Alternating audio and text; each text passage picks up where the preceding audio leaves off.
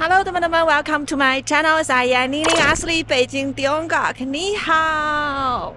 Hari ini Nining membawa Anda mengunjungi satu museum. Museum ini pasti menarik bagi Anda. Ini adalah Museum Overseas Chinese, yaitu Perantau Tionghoa. Nah, ke museum ini nggak usah bayar. Pakai KTP, tukar satu karcis untuk masuk. Udah oke. Teman-teman, saya sudah masuk ya ke lobbynya. Di sini ada beberapa lantai, totalnya 5 tingkat. Jadi totalnya luas ini luas banget. Beberapa susun ini totalnya 12,8 ribu meter persegi. Cukup besar ya. Kita masuk lewat ruang pameran yang pertama.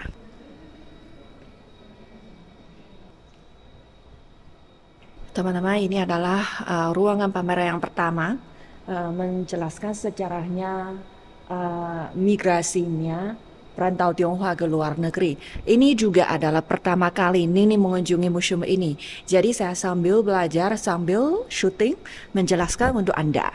Nah, menurut penjelasan di sebelah sana, perantau Tionghoa yang overseas ke luar negeri itu sudah mulai pada sekitarnya zaman Yinshang, yaitu 1000 tahun sebelum Masehi. 1000 tahun lebih sebelum Masehi sudah mulai ada. Indonesia adalah negara yang memiliki perantau Tionghoa paling banyak di luar negara Tiongkok.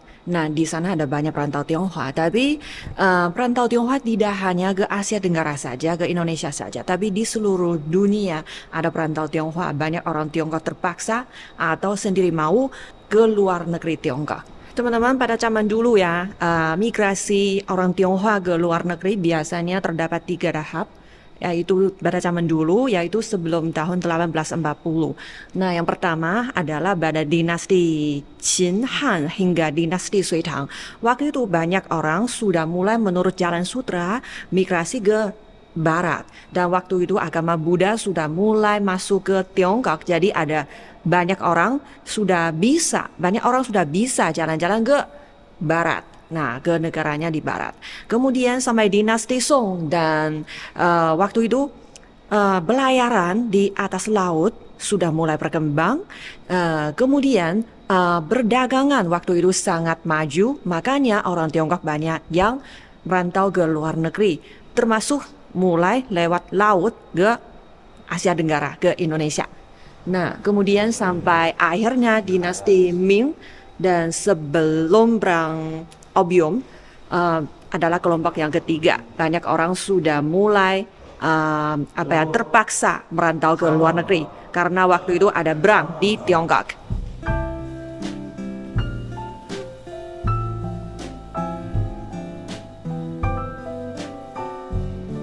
Mungkin Anda tidak rasa asing ya, Biksu Faxian, Biksu Xuanzang, sama Biksu Jianzhen, mereka dalam zaman dulu di Tiongkok yang mereka juga mau mencari kitab suci agama Buddha yang asli, yang benar. Jadi mereka juga merantau ke luar negeri.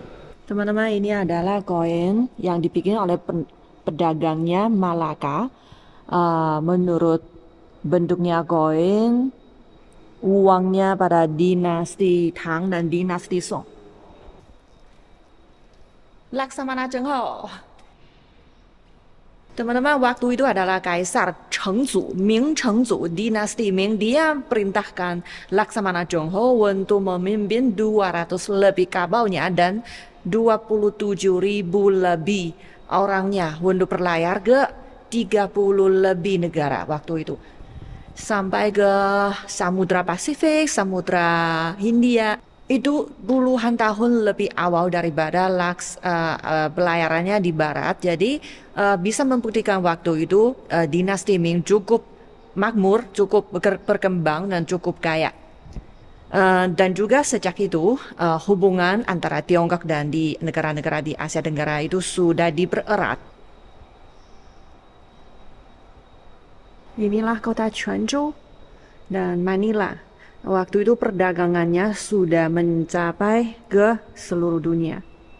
Wah, ini adalah porselin yang dijual dinasti Qing ke luar negeri. Dinasti Qing.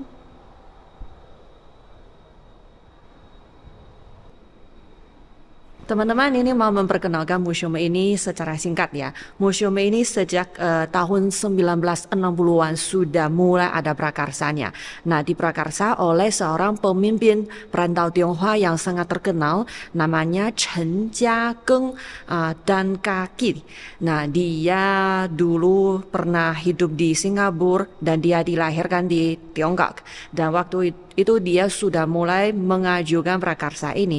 Tapi sampai tahun 2006 baru diizinkan oleh pemerintah Tiongkok. Nah, sebelumnya juga Tiongkoknya kurang begitu maju ya, tapi sampai tahun 2006 sudah mulai diizinkan dan sudah mulai dipersiapkan. Nah, selama 6 tahun sejak itu semua overseas Chinese, jadi perantau Tionghoa di luar negeri, mereka sangat aktif untuk mendukung prakarsa ini, usulan ini untuk membangun satu museum di kota Beijing di Tiongkok. Nah, mereka berdurut-durut ya, mereka juga mau kasih sumbangan, mereka kasih donasi semua barang-barang ini. Di museum ini totalnya ada koleksi 60.000 lebih barang yang untuk dipamerkan.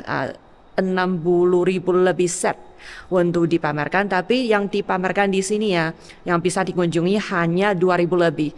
Nah, banyak yang di gudangnya ya, disimpan di dalamnya, dan mereka semuanya sumbangannya sangat berharga. Sampai ada yang pertama kali kami di Tiongkok baru pertama kali melihat, oh masih ada barang-barang yang seperti itu. Nah, jadi ada banyak barang yang sangat berharga dipamerkan di sini. Nah, museum ini diresmikan pada tahun 2014. Nah, yaitu pada tanggal 21 Oktober 2014. Nah, sampai sekarang sudah 10 tahun dan banyak dikunjungi. Wah, komunitas sudah mulai terbentuk.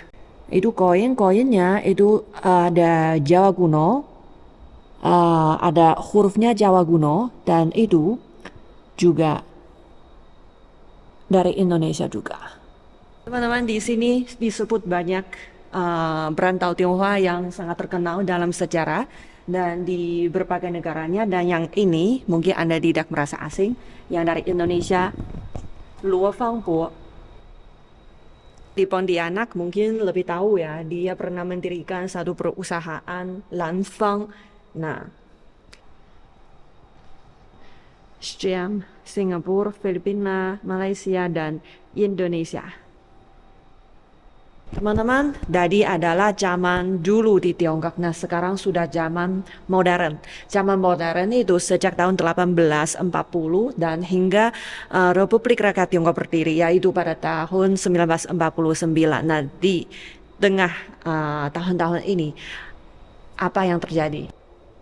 Setelah berangnya opium, yaitu pada tahun 1840, Tiongkok sudah mengalami berang. Nah, jadi Tiongkok berubah menjadi satu negara yang semi kolonial dan semi feodal itu. Nah, sejak itu sudah ditandatangani banyak perjanjian yang kurang adil. Salah satunya perjanjian Beijing. Nah, menurut perjanjian itu Tiongkok harus mengirimkan orangnya ke negara-negara barat sebagai labor atau kuli pekerja. Nah, waktu itu ada banyak petani yang kehilangan tanahnya dan juga ada banyak pelaku kerajinan tangan, mereka sudah bangkrut. Jadi mereka sudah mulai mencari akalnya untuk merantau ke luar negeri. Nah, saya merasa waktu itu adalah zaman yang sangat sulit. Jadi mereka meninggalkan kampung halaman secara terpaksa. Ini adalah bahan-bahan. Nah, adalah kontraknya ya untuk merekrut kuli. Waktu itu pekerja atau kuli Tiongkok yang bekerja ke luar negeri itu disebut sebagai apa namanya? Zuzai atau piglet, atau wanita disebut sebagai zhuhua atau flower piglet. Nah, itu adalah sebutan yang hina menghina. Pada 1848-nya sampai waktu itu ada orang Tiongkok juga ikut ke Amerika Serikat, ke California, San Francisco untuk mencari emas, menggali emas, dan juga ada yang ke Australia. Nah, ini adalah di Macau.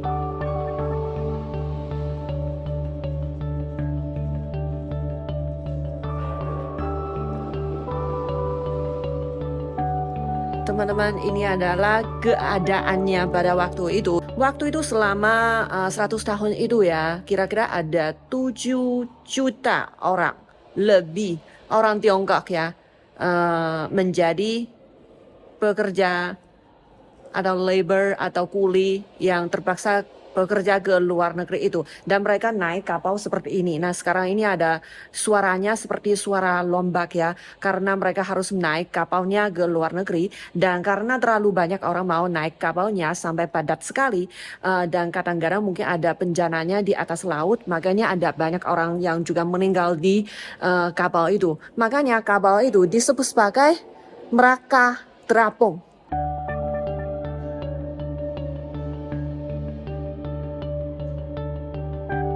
Teman-teman, ini adalah sejak 18 hingga 1925 terdapat 7 juta orang Tiongkok yang pergi ke luar negeri, dan ada 1 juta orang meninggal, dan ada 300.000 orang sampai luka menjadi cacat.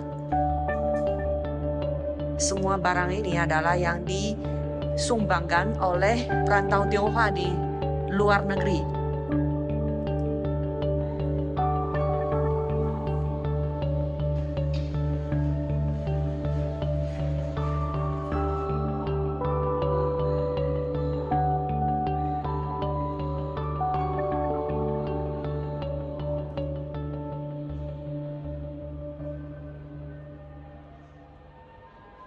Nah, pada tahun 1927 hingga 37, banyak orang Tionghoa di luar negeri mulai berinvestasi pulang ke Tiongkok. Tetapi Jepang waktu itu mengagresi Tiongkok. Mereka juga kembali mendukung Tiongkok untuk anti agresinya Jepang. Mereka kasih banyak dukungan kepada Tiongkok juga. Ada yang sebagiannya pulang kembali ke Tiongkok.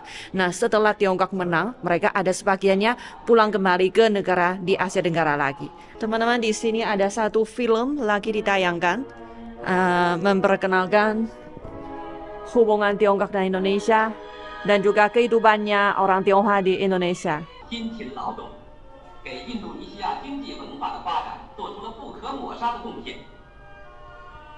印度尼西亚的华侨绝大部分是劳动人民，这是华侨放工的卖身契。 Setelah Republik Rakyat Tiongkok berdiri, juga ada sebagian orang Tionghoa pulang ke Tiongkok untuk menjadi warga negara Tiongkok kembali. Nah, ini adalah bukti mereka sebagai student, pelajar di sekolahnya di Tiongkok. Teman-teman, khusus ini adalah sebuah paspor perantau Tionghoa Indonesia yang pulang ke Tiongkok. Ibu Huang Lianhua. Nah, ini pada tahun 1950 hingga 70-an itu. Nah, juga ada sebagian orang Tionghoa terpaksa pulang ke Tiongkok karena di negaranya masing-masing terjadi isunya politik, atau mereka mengalami anti Tionghoa itu, jadi mereka terpaksa pulang ke Tiongkok. Jumlahnya juga banyak.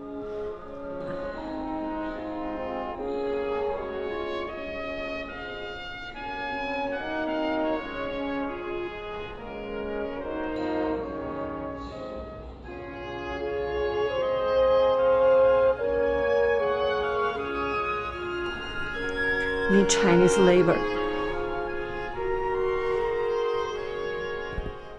Oke, teman-teman, tadi adalah pameran yang pertama di ruang yang pertama. Sekarang ini kami ke basement lantai 1 di basement untuk mengunjungi pameran yang kedua. Tadi mengenai sejarahnya overseas Chinese. Dan di ruangan yang kedua ini ada apa? Wah, distribusi perantau Tionghoa di seluruh dunia. Dan coba kami lihat ya. Wow, langsung mencari Indonesia. Wow. Oke, teman-teman, ini adalah statistiknya pada tahun 2014. Nah, yang pertama adalah Indonesia. Ada 16 juta orang. Kemudian Thailand, Malaysia, Singapura, Myanmar, Filipina. Kemudian sampai di Eropa, Amerika Utara, sampai Amerika Latin, sampai di Afrika, Oceania, Semua ada. Indonesia paling banyak. Saya merasa pameran yang part 2 ini ya, saya merasa mungkin lebih menarik karena yang tadi itu rasanya berat, hati saya berat. Tapi kalau di sini lebih gembira karena kami bisa mengunjungi kehidupannya perantau Tionghoa di luar negeri gimana, dan ada banyak pameran yang seperti ini lebih menarik. Seperti saya sudah di Chinatown di luar negeri. Ini adalah satu restoran. Dan ini adalah satu toko yang menjahit, membuat baju. Halo Ibu. Hai. Oh, di sana masih ada gambarnya dewa kekayaan. Ini baju hujan.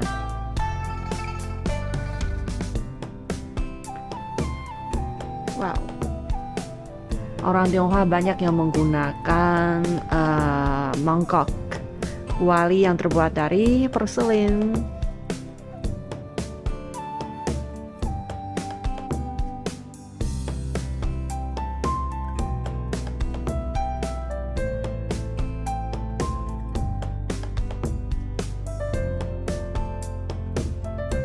Ini adalah menu.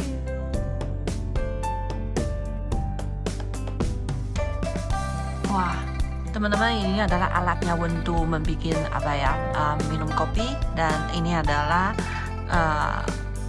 guntingannya untuk gardening. Wow, yang pernah dipakai oleh orang Tionghoa. Ini adalah satu toko obat.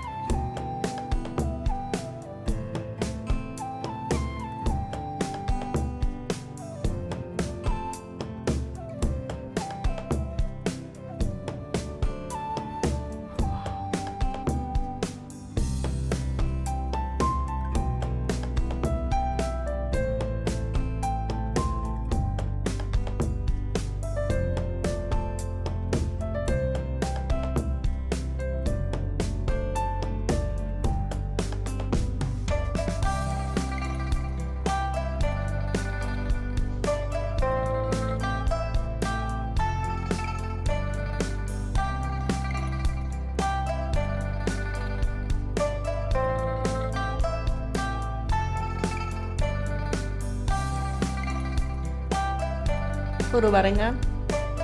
Ini adalah laundry.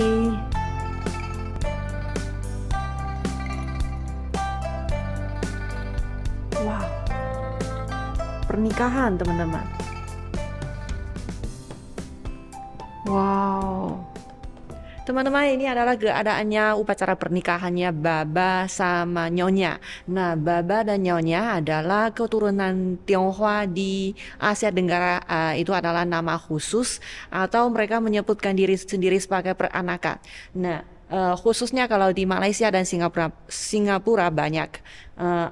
Apakah di Indonesia ada? Mereka adalah keturunannya dari orang Tiongkok menikah dengan orang lokal di sana dan melahirkan anak. Mereka adalah keturunan dari mereka. Nah, waktu itu pada abad ke-15 Laksamana Chonghua bersama dengan timnya berlayar ke Asia Tenggara, dan ada sebagian orang di kapal-kapalnya itu mereka juga turun dari kapal dan menikah dengan orang lokal, dan mereka menikah dan melahirkan anak. Jadi anaknya sampai sekarang masih disebut sebagai Baba dan Nyonya. Nah, mereka adalah orang lokal sebenarnya, tapi mereka juga menimpan kebudayaannya Tionghoa yang kuat, yang kental. Misalnya dekorasi di rumah ini banyak burung bangau, bunga teratai, dan juga dekorasinya di sini, barang-barang di sini, dan mereka juga menurut banyak tradisi orang Tionghoa, dan sangat Tionghoa banyak, tapi mereka juga mencampurkan adat istiadatnya lokal. Jadi sangat istimewa kebudayaannya. Nah, misalnya ini adalah gaun pengantin perempuan, seorang nyonya. Nah, ini adalah perhiasannya. Nah, ini adalah nyonya dan baba di Singapura. Semua barang ini adalah disumbangkan oleh orang dari sana. Satu kebudayaan yang sangat unik dan saya merasa indah dan juga jadi penasaran untuk mengenal lebih banyak kebudayaan di sana. Saya nggak tahu apakah di Indonesia ada juga, tapi mungkin Anda lebih tahu bisa kasih tahu saya. Di Malaysia dan Singapura banyak. Nah ini, wow, adalah adat istiadatnya budaya Tionghoa yang dari Asia Tenggara. Dan juga yang itu dari Amerika.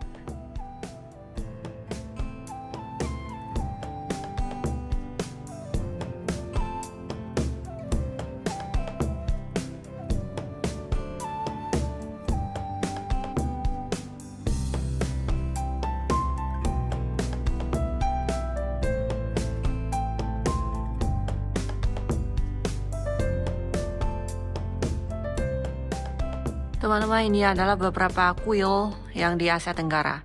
Yang ini adalah yang di Jakarta, Indonesia. 9, peta 9. Dan yang ini di Batam, Tua Pek Kong Temple. Nah, ini adalah jalan raya. Satu teater, teman-teman. Teater Pautehi.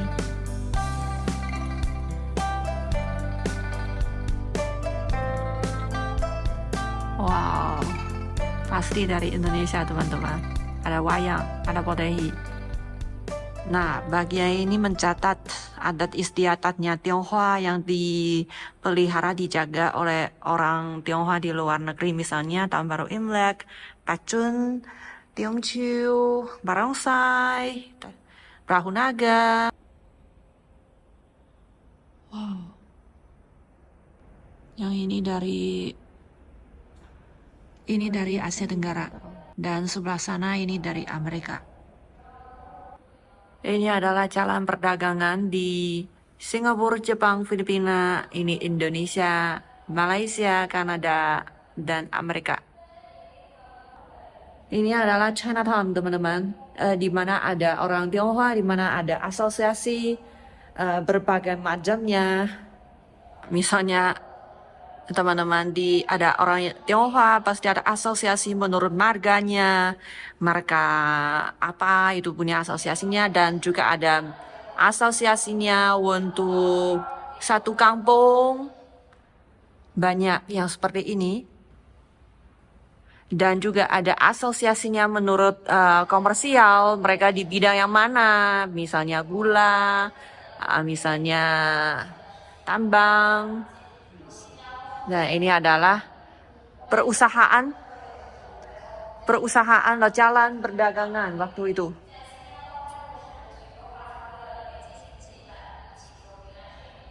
Wow.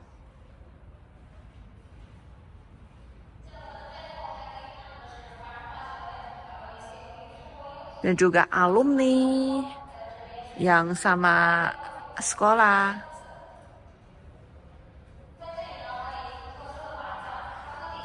Tionghoa banget.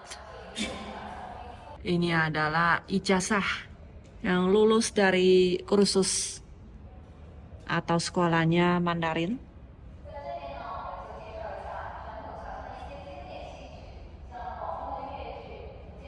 Nah, ini adalah ijazahnya lulus dari sebuah sekolah di Kamboja.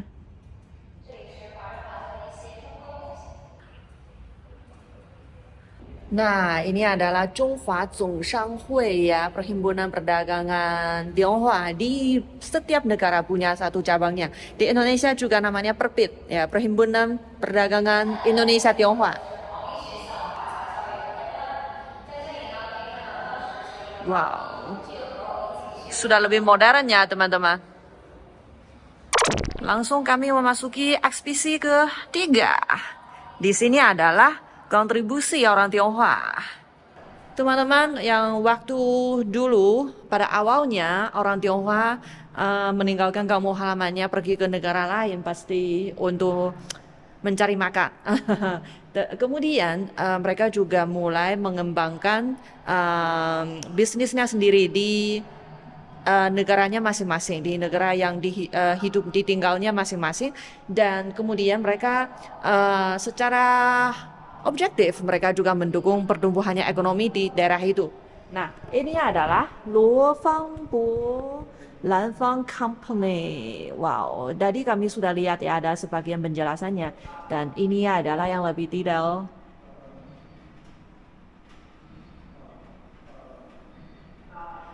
Ini adalah Pontianak.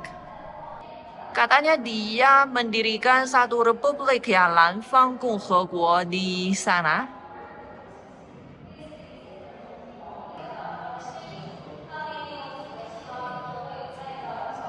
Kapitan, teman-teman.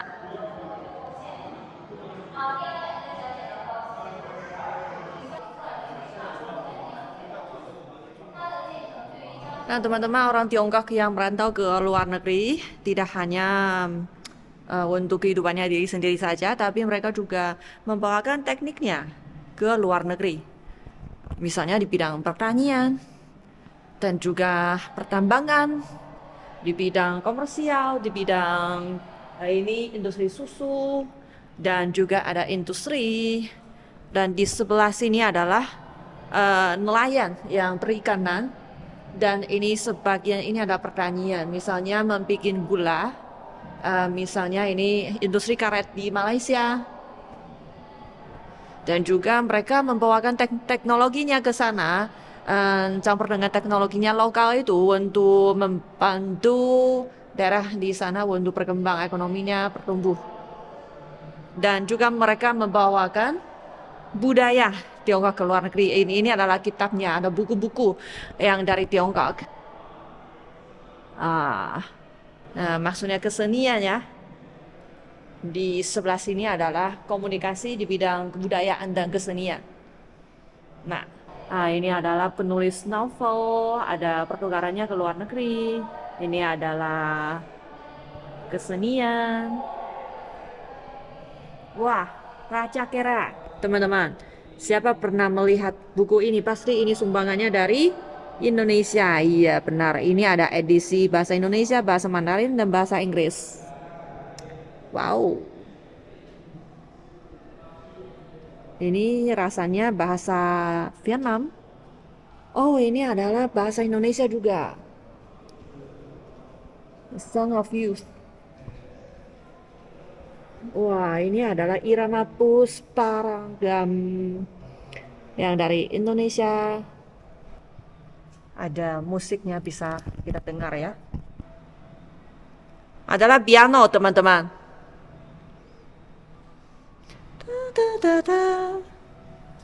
Hanya saya yang bisa dengar ya, Anda tidak bisa. Oke. Lanjut teman-teman. Wah, ini adalah komunikasi atau penyebarannya TCM dan masakan Tionghoa di luar negeri. Kedokteran tradisional Tiongkok dan masakan Tiongkok.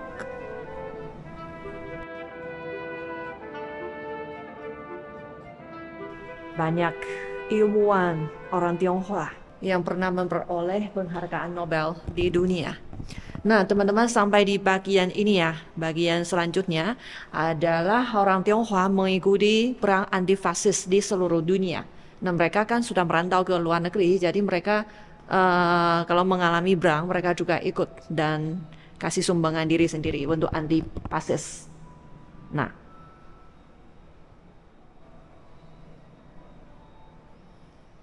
fight for freedom and peace. Nah,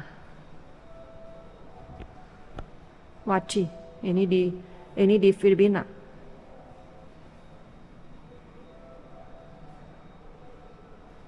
Ini di Malaya. Wah, ada miniatur ya, monumen.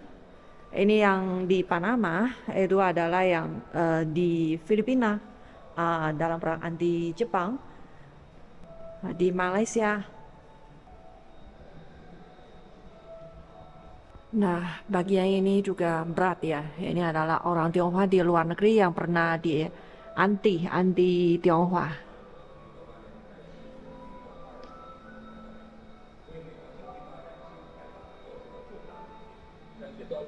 dan mereka juga berjuang untuk keadilannya. Nah, ini adalah pada zaman yang berbeda pengakuan di seluruh dunia terhadap kontribusi orang Tionghoa, perantau Tionghoa di negara masing-masing. Ini pedang ini adalah dianugerahkan atas nama kerajaan di Inggris kepada seorang perantau Tionghoa di Singapura, namanya Tan Kim Seng, untuk memuji kontribusinya terhadap sosial di sana, yang banyak membuka sekolah dan juga ada pengobatan, dan juga dia membantu menyelesaikan masalah orang lokal untuk menggunakan air tawar. Nah, ini jasanya luar biasa. Teman-teman, pameran yang ketiga sudah selesai. Langsung memasuki pameran keempat. Oh, merah sekali ya teman-teman. Di bagian ini memperkenalkan perantau Tionghoa hubungannya dengan pembangunan di Tiongkok. Nah, banyak orang Tionghoa juga berinvestasi ke Tiongkok dan juga membantu banyak Tiongkok. Teman-teman, kalau berbicara tentang kampung halamannya perantau Tionghoa ya pasti di Tiongkok Selatan. Kalau di Tiongkok Utara termasuk di Beijing, kami bukan. Karena waktu itu yang mau ke luar negeri itu pasti yang dekat pantai. Di Tiongkok Selatan lebih dekat pantai dan lebih dekat ya dari misalnya Asia Tenggara dan juga negara yang lain. Jadi banyak orang yang merantau dari sana. Nah, di sini memperkenalkan kampungnya yang terkenal, di mana ada banyak perantau Tionghoa sudah keluar dari kampungnya ke negara yang lain. Yang pertama, Fujian adalah provinsi Fujian, adalah Hokkien. Hokkien ada beberapa kota yang terkenal, ini Quanzhou, Xiamen, Zhangzhou, Fuzhou, Putian. Nah, kemudian yang lebih banyak itu salah satunya provinsi Guangdong ya, Guangdong Cantonese. Nah, di sana pasti ibu kotanya Guangzhou sama Zhuhai, Shenzhen, Foshan. Jadi banyak kota-kota yang terkenal. Yang merantau ke Indonesia banyak yang berasal dari provinsi Guangdong sama provinsi Fujian, ya, Kantong dan Hokkien. Dan selain itu juga ada yang lain, misalnya dari Guangxi, dari Hainan, Yunnan, Zhejiang, nah, Hong Kong, Taiwan juga ya. Dan selain itu kalau di Tiongkok Utara ada satu adalah provinsi Shandong. Nah, kami kalau melihat di petanya, nah, banyak ya di Tenggara di Tiongkok. Nah, ini Guangdong, ini Hokkien, Fujian. Nah, jadi provinsi Zhejiang sama Guangxi. Nah, di Yunnan juga ada. Dan di utara cuman provinsi Shandong. Aneh ya, saya juga rasa bingung kenapa. Nah, ini adalah yang membangun jalan kereta api di kampung halamannya. Misalnya yang ini adalah brother atau kakak adiknya dari Indonesia, perantau Tionghoa dari Indonesia. Zhang Yunan sama Zhang Hongnan, dua kakak adik yang pada zaman dulu mereka juga berinvestasi kembali dan membangun satu jalan kereta api di Diaojiu, Shantou.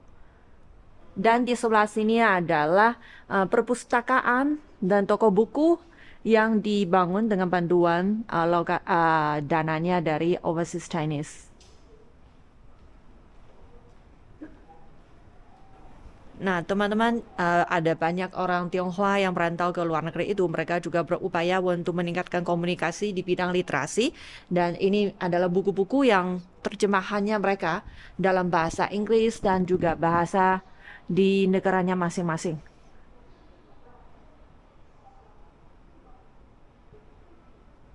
Bapak ini adalah Bapak Chen Jiageng ya, dan Kahki. Justru museum ini dibangun menurut usulan dari Bapak dan Kahki Chen Jiageng ini. Beliau juga pernah investasi banyak, misalnya universitas. Nah, sama University juga ada sumbangan dananya, dan juga ada sekolah dasar, dan juga ada sekolah menengah, dan ini sekolah menengah juga. Teman-teman, dalam pameran yang berikutnya ini adalah pameran mengenai dukungannya perantau Tionghoa terhadap revolusi di Tiongkok waktu itu anti Jepang. Mereka tidak hanya kasih bantuan secara dalam bentuk dana, dan mereka juga ada banyak kembali ke Tiongkok untuk mengikuti perangnya, perlawanannya. Dan perantau Tionghoa dipuji oleh Bapak Sun Yat-sen. Oleh Bapak Sun Yat-sen adalah Bapak negara Tiongkok sebagai ibunya revolusi di Tiongkok. Misalnya teman-teman, ini adalah satu gerakan yang namanya Satu Mangkok Nasi. Nah, maksudnya dengan donasinya senilai 1 mangkok nasi untuk mendukung revolusi di Tiongkok yang anti Jepang di Tiongkok. Nah, jadi banyak orang Tionghoa aktif mengikuti gerakan itu. Adalah perantau Tionghoa yang pulang ke Tiongkok untuk mengikuti perang pada zaman itu. Nah, ini adalah mereka waktu mengikuti perang, fotonya, dan kemudian mereka foto barengan di lapangan Tiananmen. Adalah Bapak Zhuang Jiangsheng, Su Qing, Zhang Shengliang. Foto barengan 50 tahun kemudian. Teman-teman, mereka juga sebagai pilot ya. Ada perantau Tionghoa mengikuti The Flying Tigers. Dalam perangnya anti Jepang itu, waktu itu ada banyak lalu lintas ya pernah dirusak dalam boman itu. Nah, jadi ada banyak jalannya atau jalan kereta api itu perlu diperbaiki dengan lebih cepat. Jadi waktu itu dari Asia Tenggara terdapat 3.200 lebih orang mekanis atau teknisi. Mereka sukarela pulang ke Tiongkok untuk membantu memperbaiki jalan-jalan itu. Nah, teman-teman, Bapak Zhu Yunqing, dia adalah seorang perantau Tionghoa yang pulang dari Indonesia, yang pulang Tiongkok mengikuti Tentara Merah di Tiongkok.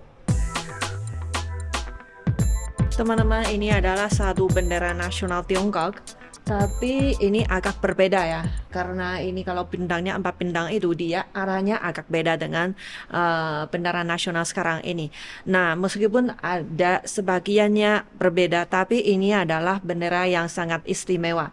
Ini adalah bendera kebangsaan Tiongkok yang pertama-tama diibarkan di benua Amerika pada tahun 1949. Waktu itu, tahun itu adalah Republik Rakyat Tiongkok berdiri. Dan pameran berikutnya adalah perantau Tionghoa mengikuti pembangunan di Tiongkok setelah Republik Rakyat Tiongkok berdiri. Wow.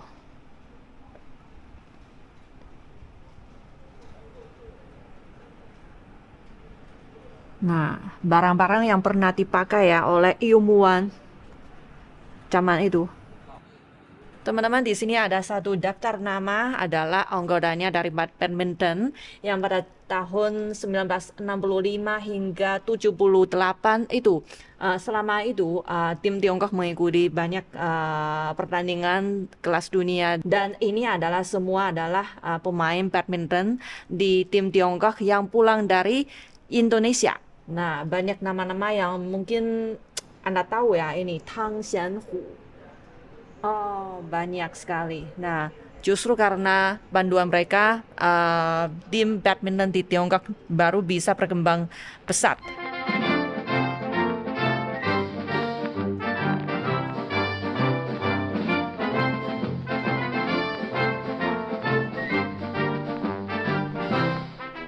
Ini adalah daftar namanya ilmuwan perantau Tionghoa yang pulang ke Tiongkok untuk mengembangkan misalnya di bidang satelit atau peluru atom di Tiongkok ini.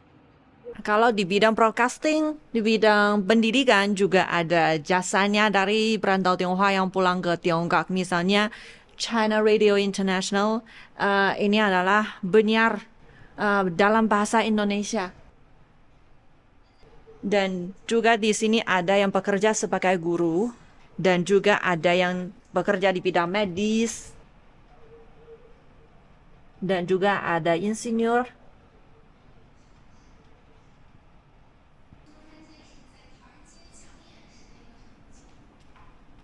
Teman-teman, banyak perantau Tionghoa juga aktif mengikuti acara amal di Tiongkok. Mereka kasih donasi, misalnya pada gempa bumi dahsyatnya di Wenchuan pada tahun 2008. Juga ada banyak yang mendonasi, menyumbangkan uangnya untuk mendukung penanggulangan bencana dan pembangunan kembali di daerah bencana. Ini adalah Bapak Tang Yu, seorang perantau Tionghoa di Indonesia. Nah, setahu kita ya, hubungan Tiongkok dan Indonesia pernah putus. Dan sebelum normalisasi hubungan diplomatik, hubungannya berdagangan dulu dipulihkan. Nah, justru dengan dukungan dan bantuan Bapak Tang Yu dan juga bapak-bapak yang lain dari Indonesia dan Tiongkok. Nah, ini adalah pekerjaan di Tiongkok mengenai isunya perantauan Tionghoa sejak dinasti Qing sampai ini zaman Presiden Mao Zedong. Nah, pemerintah Tiongkok selalu mementingkan hubungannya dengan perantau Tionghoa.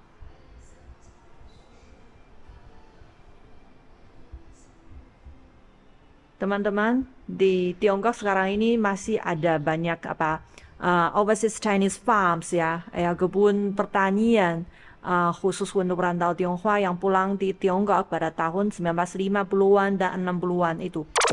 Oke teman-teman, kunjungan saya di Museum Perantau Tionghoa ini sudah sampai di sini dulu ya. Sekarang ini tidak hanya museum ini saja, dan juga dibuka 2 cabangnya.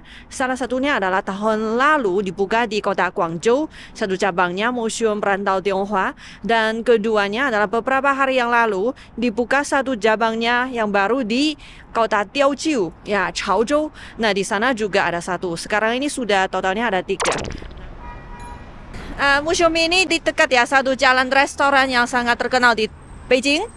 Jalan Guijie. Nah, di sini ada banyak restoran. Sebelah sana ada satu vegetarian, rumah makan yang menjual veggie, dan juga di sebelah sana ada satu restoran halal, satu toko yang menjual nuts.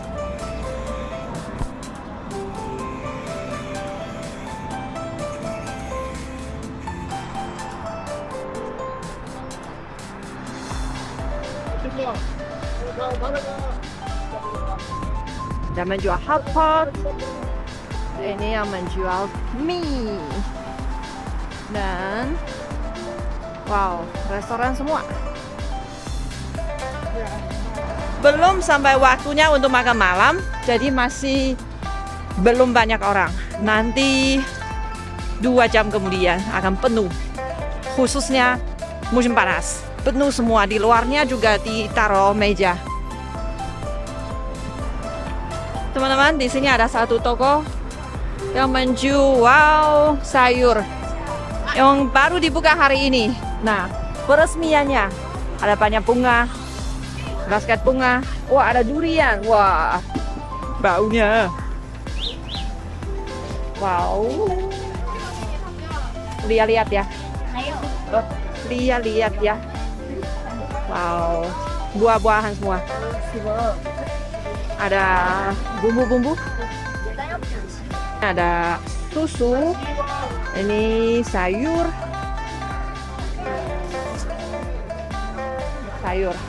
Di dalamnya ada telur, sayur, beras. Wah, segar sekali ya.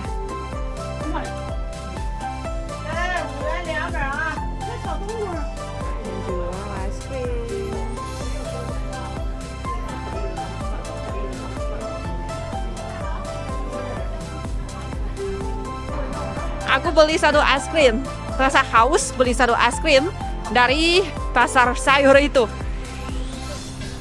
3 yuan.